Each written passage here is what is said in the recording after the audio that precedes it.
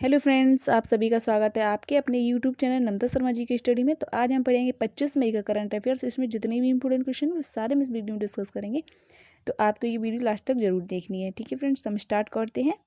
First question है कि अंतर्राष्ट्रीय हॉकी महासंघ FIH, ठीक है, इसका FIH बोलते हैं इसको, कि फिर से अध्यक्ष कौन बने हैं। तो कौन बने हैं ये बने हैं, option number B correct answer है नरेंद्र बत्रा।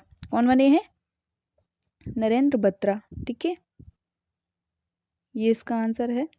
और इसके बारे में पढ़ लेते हैं कि जो बत्रा जी हैं और वो बत्रा भारतीय ओलंपिक संघ के अध्यक्ष IAO, ठीक है, इसका इंग्लिश में बोलते हैं, इंग्लिश में है शॉर्ट, और अंतर्राष्ट्रीय ओलंपिक समिति के सदस्य भी हैं। ठीक है, और वे इस पद पर कब तक रहेंगे? तो वो रहेंगे 2024 तक। ठीक है, और बत्रा विश्व निकाय की 92 वर्ष पुराने इतिहास में शीर्ष पद प्राप्त करने वाले कौन हैं? वो एकमात्र एशियाई हैं। ठीक है, अगर ये क्वेश्चन आता है आपके एग्जाम में तो आपको नरेंद्र बत्रा जी का आंसर देना है। ये एकमात्र एशियाई हैं। ठीक है, और इसके बारे में पढ़ लेते। FIH क्या होता है? तो वो होता है इंटरनेशनल हॉकी फेडरेशन। हिंदी में क्या बोलते हैं उसको? बोलते हैं अंतर्राष्ट्रीय हॉकी महासंघ। स्थापना कब हुई है? तो वो हुई है 1924। हेडक्वार्टर है लुसाने, स्विट्जरलैंड, और CEO कौन है? तो वो है थियरी बेला। नेक्स्ट क्वेश्चन है कि दुनिया का सबसे बड़ा हिमखंड अंटार्कटिका से टूटकर अलग हुआ है, इसका क्या नाम है? तो इसका नाम है A76। ठीक है, ऑप्शन नंबर 4 करेक्ट आंसर है 76। इसके बारे में पढ़ लेते हैं कि अंटार्कटिका की बर्फ की चादर और ग्रहों की तुलना में तेजी से गर्म हो रही हैं। ठीक है, ये क्या हो रहा है कि अंटार्कटिका की जो बर्फ की चादर हैं और ग्रहों की तुलना में तेजी से गर्म हो रही हैं ये, और जिससे खासकर बेडल सागर के आसपास बर्फ के आवरण पिघल रहे हैं, और साथ ही ग्लेशियर पीछे हट रहे हैं। ठीक है, इसका कारण ये है कि ये क्यों टूटकर अलग हुआ है। जैसे ही ग्लेशियर पीछे हटते हैं तो वैसे ही बर्फ के टुकड़े टूट जाते हैं, और तब तक तैरते हैं जब तक कि वे टूट ना जाएं, यह जमीन से टकरा ना जाएं। ठीक है, इसके बारे में ये जानकारी है। अब नेक्स्ट क्वेश्चन है कि किस राज्य की सरकार ने कोरोना के कारण अनाथ हुए बच्चों के लिए वात्सल्य योजना शुरू करी है? तो किसने की है? ये करी है उत्तराखंड ने। ऑप्शन नंबर 4 इसका करेंट आंसर है उत्तराखंड। ठीक है, अब उत्तराखंड के बारे में पढ़ लेते हैं। अभी तो योजना के बारे में पढ़ते हैं कि उत्तराखंड सरकार ने कोविड-19 के कारण अपने माता पिता को खो चुके अनाथ बच्चों के लिए कौशल योजना को शुरू किया है। ठीक है, और इस योजना के तहत उत्तराखंड सरकार 21 वर्ष की आयु तक इन बच्चों के भरण पोषण, शिक्षा एवं रोजगार हेतु प्रशिक्षण की व्यवस्था करेगी। ठीक है, कितने साल तक के बच्चों के लिए करेगी? तो करेगी ये 21 साल की आयु तक के बच्चों के लिए भरण पोषण और शिक्षा एवं रोजगार हेतु प्रशिक्षण की व्यवस्था करेगी। और अनाथ बच्चों को क्या होगा? तो वो 3,000 प्रति माह गुजारा भत्ता भी दिया जाएगा। ठीक है, तो ये योजना इसके लिए चलाई गई वात्सल्य योजना। तो इसमें ये खूबियाँ हैं कि 3,000 रुपये मिलेंगे और 21 वर्ष की आयु तक इन बच्चों को भरण पोषण मिलेगा। तो ये है। अब उत्तराखंड है तो उत्तराखंड के बारे में पढ़ लेते हैं। उत्तराखंड की राजधानी, पहले तो स्थापना कब हुई? तो 9 नवंबर 2000 को। राजधानी कहाँ है? तो वो है देहरादून और गैरसैंण। और एक मुख्यमंत्री कौन है? तो वो है तीरथ सिंह रावत। राज्यपाल कौन है? बेबी रानी मौर्य। तो इसमें है देहरादून। अब आप सोच रहे हो कि 2 राजधानी, तो शायद आपने पढ़ा भी होगा कि देहरादून तो शीतकालीन राजधानी है और गैरसैंण है वो ग्रीष्मकालीन राजधानी है, ग्रीष्मकालीन। ठीक है, नेक्स्ट क्वेश्चन है कि फाइनेंसिंग ऑफ अफ्रीकन इकोनॉमिक शिखर सम्मेलन 2021 में भारत का प्रतिनिधित्व किसने किया है? तो किसने किया है? ये किया है बी मुरलीधरन ने। ऑप्शन नंबर 4 करेक्ट आंसर है बी मुरलीधरन। इनके बारे में पढ़ लेते हैं कि इसका आयोजन पेरिस कहाँ किया गया? इसका आयोजन किया गया है फ्रांस में। ठीक है, और भारत की तरफ से अध्यक्षता किसने करी है? तो विदेश मंत्री बी मुरलीधरन ने की है। और फ्रांस की तरफ से अध्यक्षता किसने की है? तो वो की है फ्रांसीसी राष्ट्रपति इमैनुअल मैक्रोन ने की है। इस बैठक में कोविड से प्रभावित अफ्रीकी महाद्वीप की अर्थव्यवस्था को पुनर्जीवित करने के लिए वित्तीय संसाधनों की व्यवस्था करने के बारे में चर्चा की गई। क्या की गई है? वित्तीय संसाधनों की व्यवस्था करने के बारे में चर्चा की गई है। नेक्स्ट क्वेश्चन है कि हाल ही में लॉन्च की गई जागृत त्रिपुरा पोर्टल के माध्यम से त्रिपुरा सरकार द्वारा कितनी योजनाओं को उपलब्ध कराया गया है? तो कितनी योजनाओं को उपलब्ध कराया गया है? ये कराया गया है 109। ठीक है, 109 इतनी योजनाओं को इन्होंने उपलब्ध कराया है। हम पढ़ लेते हैं त्रिपुरा के बारे में। तो त्रिपुरा की स्थापना कब हुई है? तो वो हुई 21 जनवरी 1972 को। राजधानी है अगरतला। मुख्यमंत्री है बिप्लब कुमार देव और राज्यपाल कौन? वो है रमेश बैस। नेक्स्ट क्वेश्चन है अभी योजनाएं और देख लेते हैं हम। इस प्लेटफॉर्म के माध्यम से उन व्यवसाय मालिकों का भी समर्थन किया जा सकता है जिनका व्यवसाय कोविड-19 महामारी के कारण प्रभावित हुआ है। ठीक है, तो 109 योजना को कई श्रेणियों में बांटा गया है, वे इस प्रकार हैं। तो ये क्या है? मदद करेंगी उनकी, तो इसके लिए बनाया गया है योजना। अब शिक्षा में है 43 योजनाएं, लघु व्यवसाय में है 16 योजनाएं और कृषि में है 14 योजनाएं, पेंशन 12 योजनाएं, स्वास्थ्य और चिकित्सा 10 योजनाएं, आवास 7 योजनाएं और सामाजिक सेवाएं 6 योजनाएं, मत्स्य पालन है 1 योजना। ठीक है, इतनी सारी योजनाएं चलाई जा रही हैं, तो ये टोटल 109 हैं। ठीक है फ्रेंड्स, इस ऑनलाइन पोर्टल को इजी गवर्नमेंट नाम की जियो ग्रुप की एक कंपनी द्वारा विकसित किया गया है। ठीक है, नेक्स्ट क्वेश्चन करते हैं कि हाल ही में महात्मा गांधी नरेगा कार्यस्थलों पर श्रमिकों की वास्तविक सही समय की उपस्थिति लेने के लिए कौन सा ऐप लॉन्च किया है? तो कौन सा ऐप लॉन्च किया है? तो वो किया NMMS। First option correct answer है NMMS।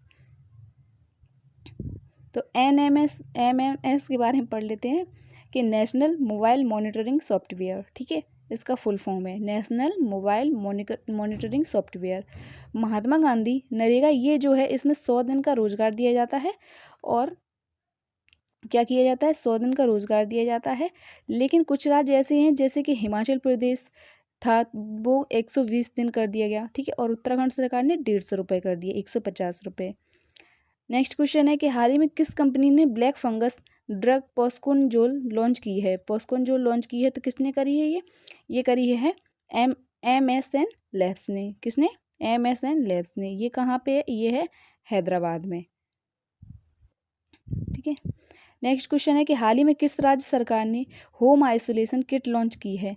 तो किसने की है? एक ही है हिमाचल प्रदेश ने। करेक्ट आंसर हो जाएगा 4 आंसर हिमाचल प्रदेश।